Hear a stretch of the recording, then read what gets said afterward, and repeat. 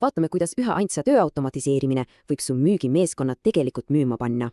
See on üks lugu sarjast Nutikas eest ettevõtte, kus ma jagan praktilisi näiteid elust enesest.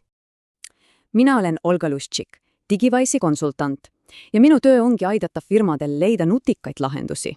Aga alustame ühest olulisest küsimusest, mille iga firmajuht peaks endale esitama. Ma nõustasin ühte Eesti firmat, kus just see küsimus tõi päevavalgele päris suure probleemi. Tuli välja, et lausa 60% tellimustest tuli neile meili peale käsitsi sisestamiseks. Kujutage ette, mõnes tellimuses on 100 ridu ja iga rida tuleb käsitsi sisse toksida. Ja see pole veel kõik. Iga toote juurde tuli meie süsteemist õige kood leida.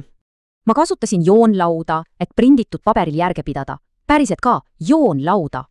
Ja kui ma eksisin, tähendas see kohe krediitriarveid, tagastusi ja uut saadetist. See on kulu. No ja tulemus, see müügiinimene kulutus päinepesad poole oma päevast andmete sisestamisele. Lahendus oli tegelikult juba olemas. Soovitasin neile ühte valmis tehisintellekti tarkvara. See AI lihtsalt loeb tellimuse meili manusest valija. Pole vahet, kas see on PDF või Excel. Aga kõige parem osa, see viib kliendi kirjutatud toote nime kokku sinu firma artiklikoodiga. Enam ei pea müügiinimene midagi trükkima, ta lihtsalt vaatab üle ja kinnitab AI tehtud töö. Ja vaadake nüüd seda muutust. Sisuliselt 95% ajast läheb nüüd päris müügitööle.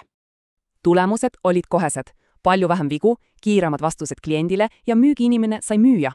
Ja, teate, see pole mingi eriline lugu. Ma näen täpselt sama mustrit väga paljudes firmades.